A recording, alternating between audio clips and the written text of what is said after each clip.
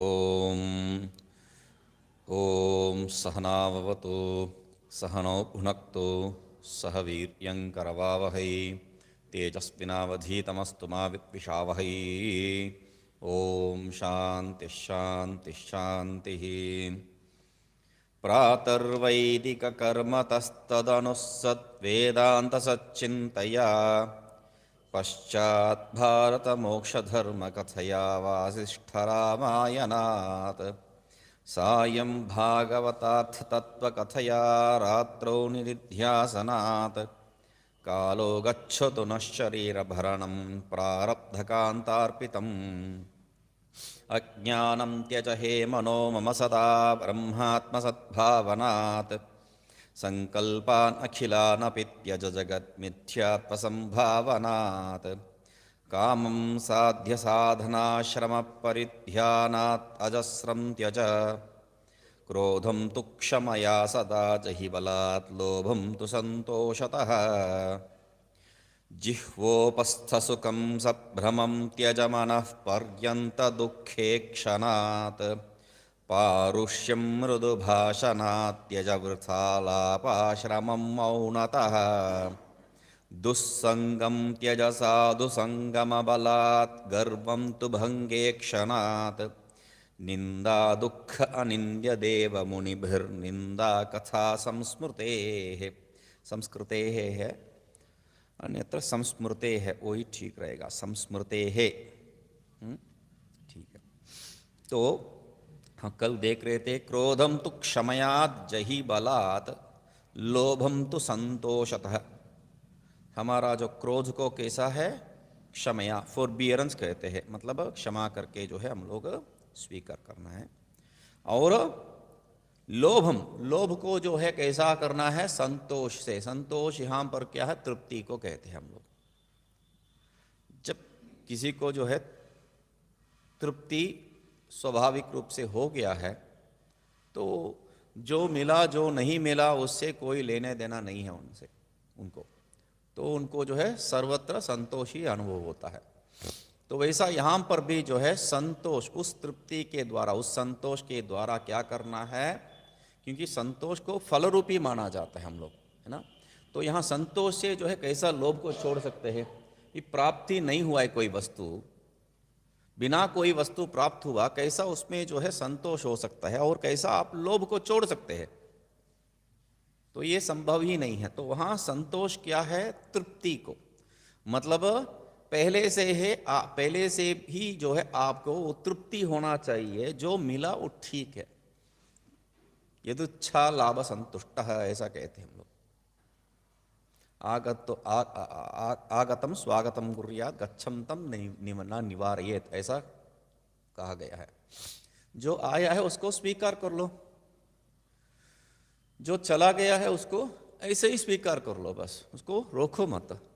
तो ये स्वभाव जब हो गया है तो तृप्ति तो स्वाभाविक है, और वो तृप्ति से उसका फल रूपी संतोष भी स्वाभाविक है। नहीं तो क्या है, संतोष को हम लोग कहाँ ढूंढते हैं, संतोष को हम लोग जो है आनंद को, संतोष को मतलब आनंद को, आनंद को कहाँ ढूंढते हैं, विषय में ही ढूंढते हैं। और कल जो है हम बहुत स्पष्ट कह दिए है विषय आनंद कैसा प्राप्त होता है।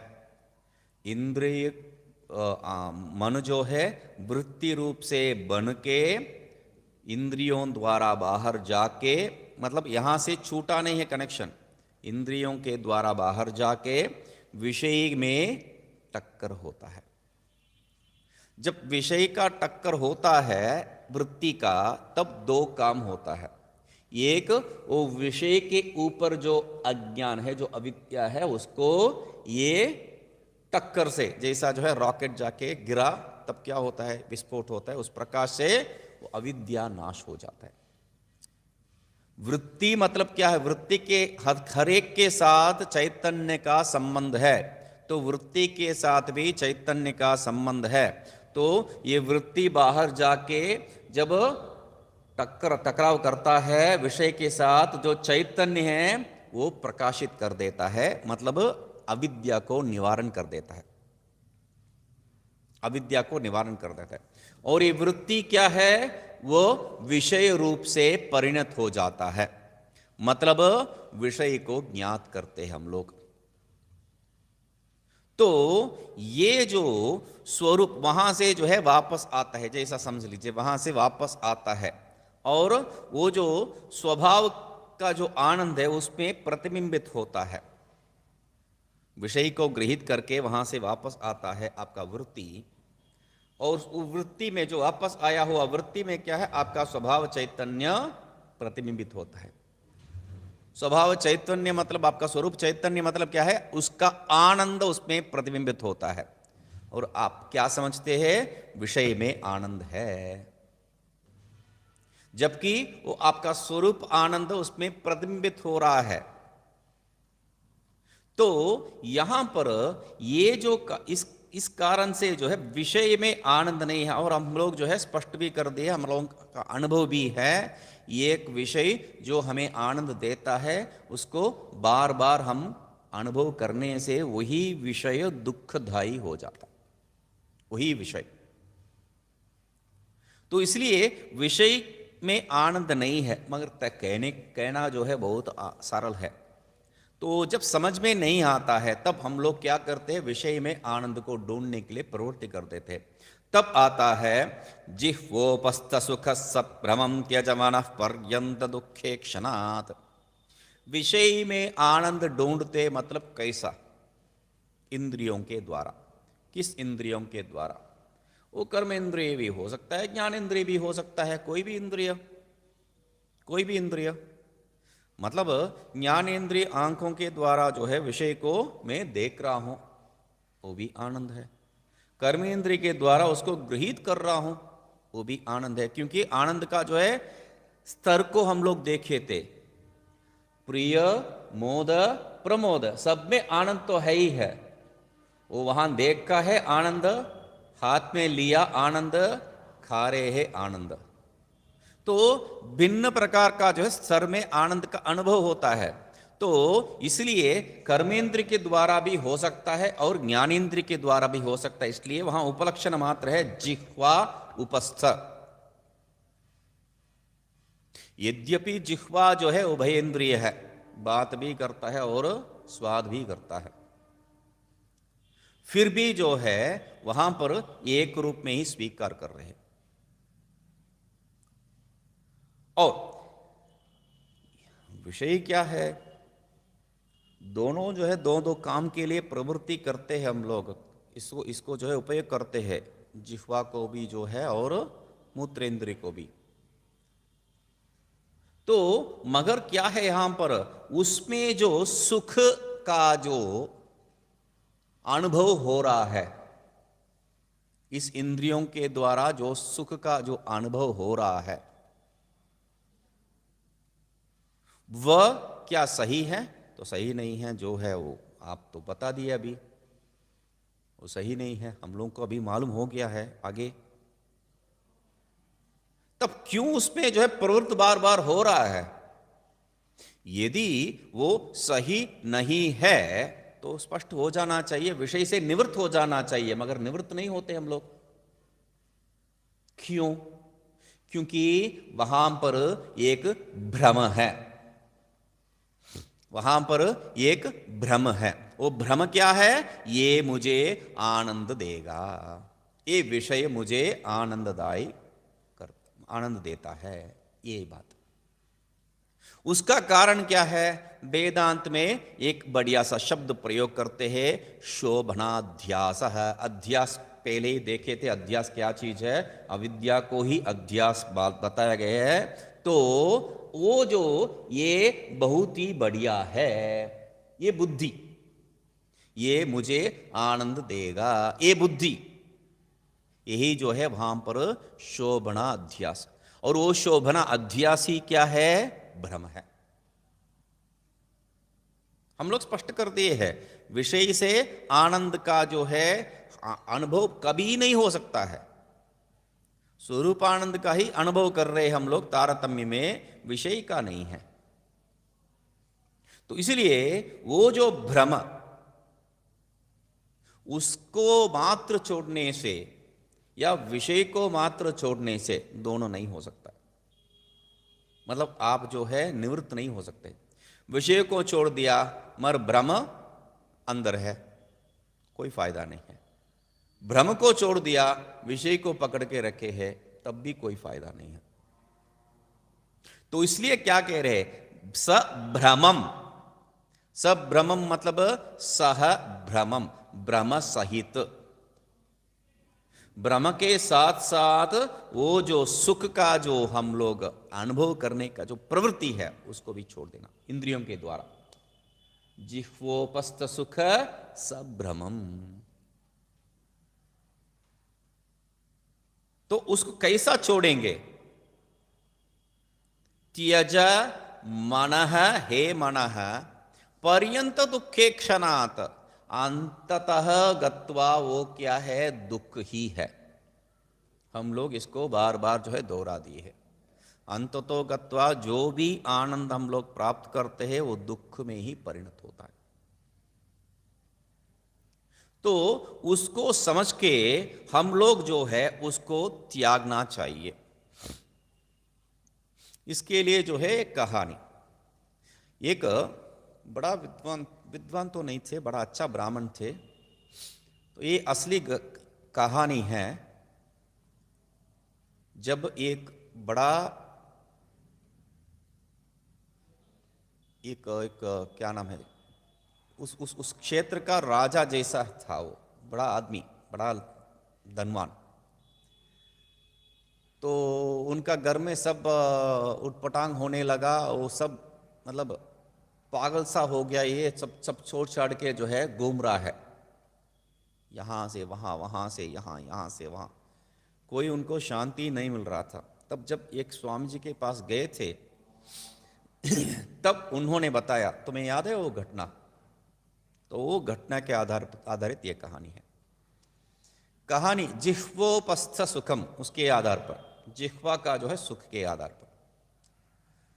तो ये ब्राह्मण क्या था कि वेद तो बहुत बढ़िया पढ़ा है, ऐसा भी बात नहीं है, और अन्य शास्त्र भी जानता है, ऐसा भी बात नहीं है। इसका एक ही जिंदगी में कुछ सत्कर्म, मतलब रुद्र का जो पाठ है, रुद्र अष्टाध्याय जो कहते हैं हम लोग, उसका पाठ प्रतिदिन बार बार आवृत्ति करते रहता था। दूसरा कुछ नहीं उसका काम।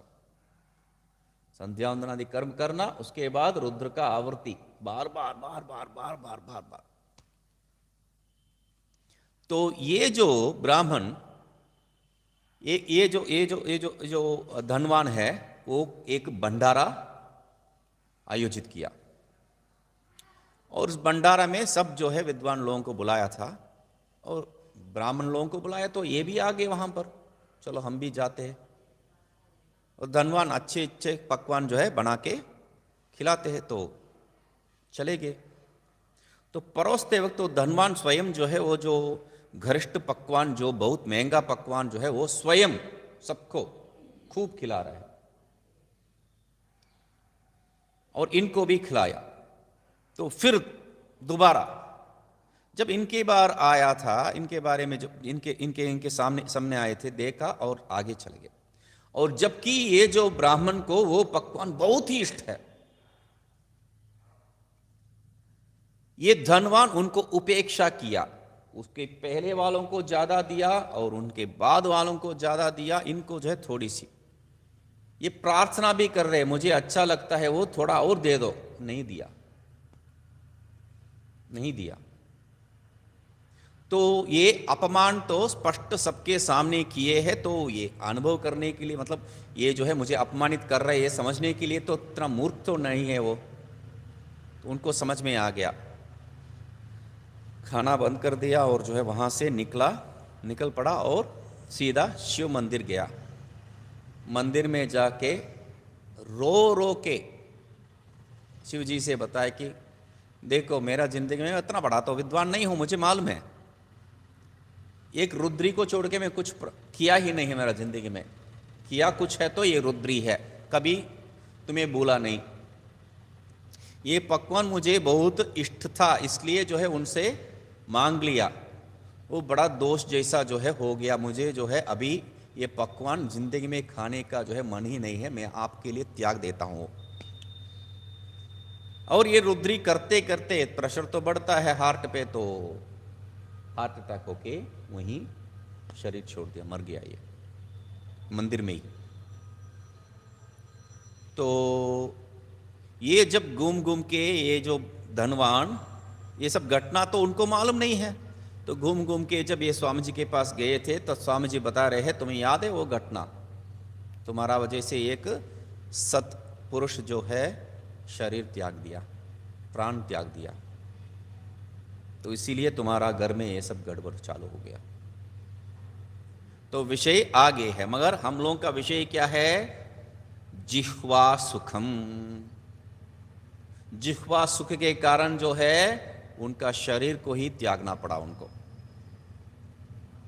और आगे दूसरा उपस्थ सुखम, उपस्थ सुख के लिए वैसा ही एक जो है बड़ा योद्धा था, वो मतलब राजा वजा कुछ नहीं था, मगर योद्धा, बहुत योद्धा, बड़ा योद्धा था। तो राजा का घर में जो है एक वही एक युवरानी का जो है उनके साथ इनका जो है चक्कर चल रहा था, तो दोनों प्रेम कर रहे थे, मगर क्या है उसको दूसरा एक राजा के साथ संबंध कर दिया और शादी करवा दिया। ये कहीं जाके युद्ध करके वापस आया, तब उनको देखा, ये इनको देखा, तो पुराना प्रेम जो है जागृत हो गया, तो उनको जो है ये बुला ली, ये जो स्त्री उनको अपने कमरे बुला ली। तब ये निष्कलंक आदमी था, तो ये भी चला गया वहां, तो बुला रही है, मुझे भी प्रेम है उनको, उनके प्रति, तो चला गया।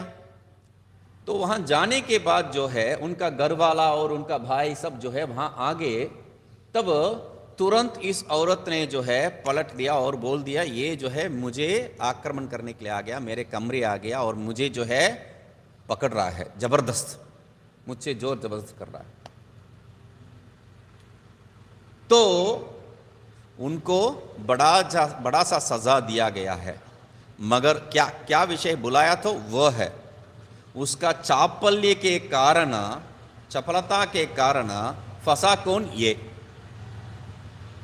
तो ये जो इंद्रियों का जो चपलता है उसमें हम लोग थोड़ा जो है हिल गया, तो उसमें वो जो भ्रम में हम लोग थोड़ा फंस गया, तो अंतिम में दुख अनुभव करने वाला कौन है? हम ही है। तो ये वेग चूड़ामणि इत्यादि वेदांत ग्रंथ में आपको देखने में आता है, एक इंद्रिय में जब ये जो हिरण्य इत्यादि जो है एक इंद्रिय के पीछे जब दौड़ता है और उसके कारण शरीर को जो है त्याग देता है, मर जाता है, एक इंद्रिय के पीछे दौड़ने वाला विषय इंद्रिय ये सब, तब हम पांचों इंद्रियों के पीछे जब जा रहे हैं, हमारे बारे में कहना ही क्या है? तो इसलिए यहां पर क्या है, पांचों इंद्रिय क्या है, दसों इंद्रिय के पीछे हम लोग दौड़ रहे हैं। तो इसलिए क्या है, जिह्वोपस्थ सुखम सभ्रमम त्यजा। कैसा त्याग कर सकते हैं? पर्यंत दुखे क्षणात्। पर्यंत दुख क्या है? अभी दो कहानी में बताया क्या हुआ, एक जो है ब्राह्मण प्राण त्याग दिया, और दूसरा जो क्षत्रिय वो भी जो है अपमानित हो गया। मतलब अंतिम में जो है ये सब हमें जो है दुखदायी होता है, अपमानित ही करता है। इसलिए वो जो दुख को देखने से जो है, हे त्यज, हे मन त्यज, इसको त्याग दो। ठीक है, यदि ये नहीं ठीक करेंगे, मतलब ये जो जिह्वा का या उपस्थ का जो है इसको निग्रह नहीं करेंगे, इसके ऊपर जीत नहीं पाएंगे, तब क्या होगा? जीभ को ले लीजिए, कुछ उटपटांग काम करेंगे आप, कोई भी कुछ आएंगे, कहाँ क्या है, कोई जो है वो जगह के बारे में कुछ सोचे बिना आप कुछ भी बोलने लगेंगे। तो इसलिए कह रहे हैं पारुष्यं मृदुभाषणात्यज वृथालापाश्रम मौनतः। पारुष्यम मृदुभाषणात्, मैं कौन हूं पता है? ईसा से इससे प्रारंभ होके उनका वाणी में जो जो अपशब्द सुनाई देता है, कुछ मैं कौन हूं मतलब है मैं ऊंचा घर का हूं, वैसा हूं, ऐसा हूं बोल के अपने आप के बारे में कहने के बाद जो है वो प्रयोग करने वाला शब्द सब उनका खुद का जो उस स्तर के लिए लायक नहीं है। तो वैसा जो पारुष्यम, क्योंकि बताया क्या है, सत्यम ब्रूयात प्रियम ब्रूयात न ब्रूयात अप्रियम सत्यम। सत्य भी क्यों ना हो, वो प्रिय नहीं है तो वो कभी बोलना ही नहीं चाहिए। मैं सत्य बोलता हूं, मैं सत्य ही बोलता हूं, मैं सत्य ही बोलता हूं बोल के छाती चौड़ा करके बहुत से लोग जो है उटपटांग बात करने लग जाते हैं। हमेशा सत्य बोलने का कोई जरूरत नहीं है। शादी में क्या कहते हैं, शादी में एक शादी होने के लिए 1000 झूठ बोल सकता है, मतलब झूठ ही बोलते रहना है क्या? नहीं, मतलब जरूरत पड़ा तो झूठ भी बोल सकते हैं, कोई दोष नहीं है वैसा। तो यहां पर क्या है, पारुष्यम, आपका जो वाक इंद्रिय के वाक इंद्रिय के प्रति आपका निग्रह नहीं बना तो आपका अंतिम में दुख ही देगा। तो वो समझ में आ रहा है, तो क्या करना है मुझे समझ में नहीं आता है, तब क्या कर रहे, कह रहे हैं मृदु भाषणात्, मधुर भाषण से, मृदु भाषण से जो है आप उसके ऊपर निग्रह कर सकते। एकदम गलत है ये, इसको जो है एकदम गलत है ये जो प्रक्रिया में एक गलत उपदेश है, ये समझ लीजिए, इसमें संशय ही नहीं होना चाहिए, गलत उपदेश है। क्यों?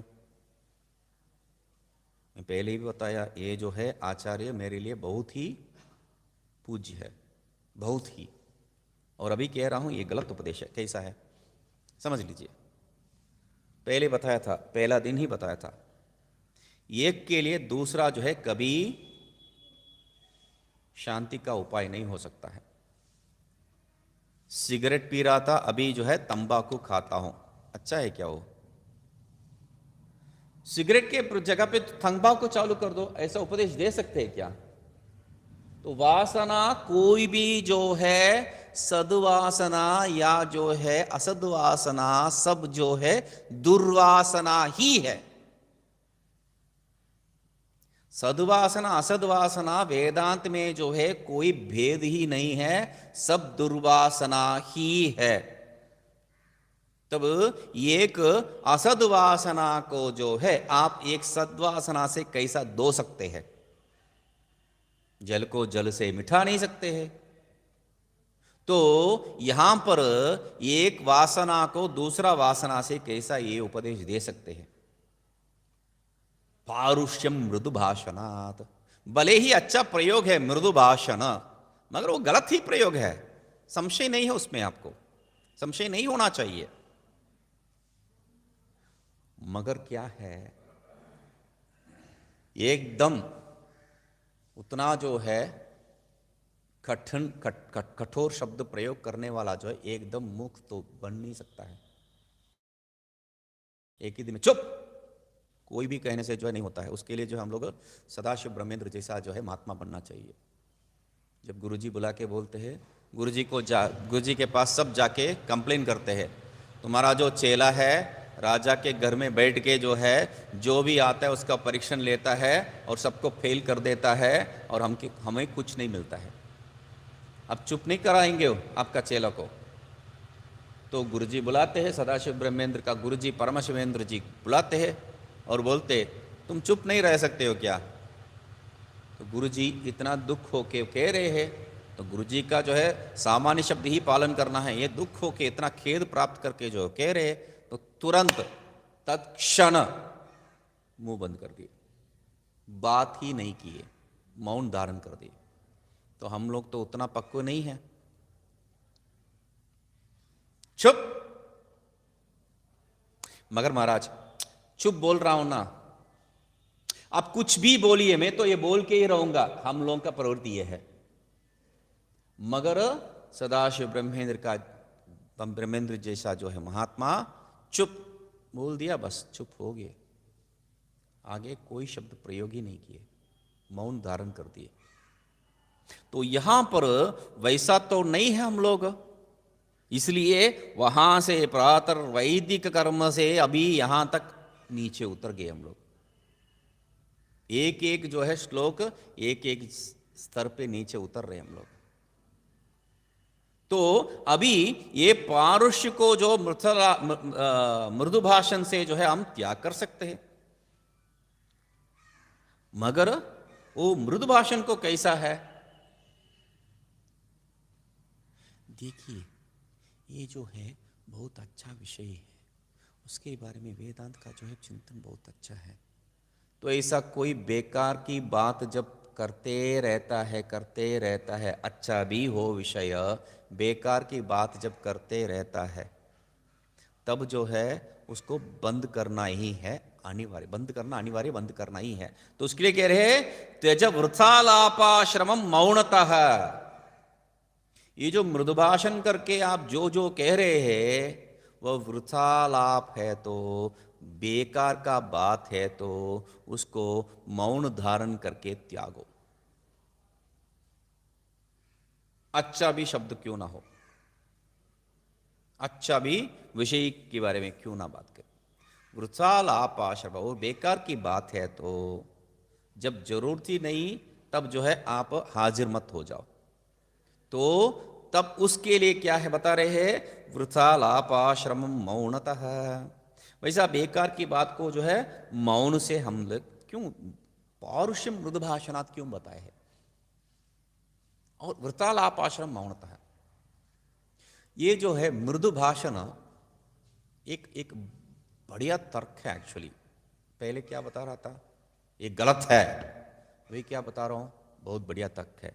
क्यों, आगे जाके आपको चुप करवा रहे हैं, यही बंद नहीं करना, तुम्हें जो है उतना सीधा वहां जाने का जो है शक्ति नहीं है, इसलिए पहले जो है मृदु भाषण करो। मृदु भाषण से क्या होता है लाभ, मृदु भाषण से आपके सामने वाले जब कठोर प्रयोग करता है तब वो आप अच्छा जी नहीं जी ऐसा जो है मृदु भाषण करेंगे, वो जो है अपने आप मजबूर हो जाएगा उसका टेंशन को जो है छोड़ने के लिए। ये एक प्रयोग। दूसरा उससे भी जो है बहुत जबरदस्त, घर में जब देखते हैं आप, बच्चे जो है मां से डरते नहीं है, प्राय पिताजी से डरते हैं। मां से डरते नहीं, पिताजी से डरते हैं। क्यों, मां हमेशा चिल्लाती रहती है, ऐसा मत करो, ऐसा मत करो, ऐसा मत करो, चिल्लाते रहती है। तो उनके प्रति जो वो भय है वो निवृत्त हो चुका है। और पिताजी जो है शाम में आते हैं, बेटा कैसा था, कहा आज ठीक है, सब स्कूल वगैरह ठीक है, हाँ ठीक है, चले गए। मृदु भाषण तो कब जो है कठोर भाषण में बदल जाएगा, वो भय आपके अंदर रहेगा। ये मृदु भाषण कभी छोड़ना नहीं है, वो भी भय आपके अंदर रहेगा। तो इसलिए ये मृदु भाषण टेक्निक जो है बहुत ही बढ़िया टेक्निक है। सामने वाला कठोर भाषण करेगा तो उसको भी शमन कर देगा। सामने वाला जो है आप कठोर भाषी नहीं बनना है, उस कारण से वो जो है आपके साथ अच्छे से व्यवहार करेगा। तब ये मृदु भाषण का जो प्रवृत्ति जो है स्वाभाविक हो गया है, तब मृदु भाषण के द्वारा भी जो है बेकार की बात किया जाता है। तो इसलिए क्या है, वृथालापाश्रयम। क्यों वृथालापाश्रम क्यों करना, वृथालापाश्रम, वृथालाप श्रमम क्यों वृथालाप श्रम करना पड़ेगा, क्योंकि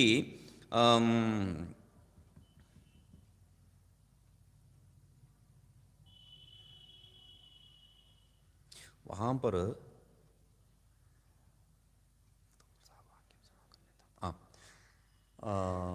साधना पंचकम में जो है आपको आया था, न तो वृथा वाक्यम समाकर्ण्यताम, बेकार की बात को मत सुनो, न तो वृथा वाक्यम सम्यक आकर्ण्यता, अच्छा अच्छा बोल के जो है उसको मत सुनो, बताया था।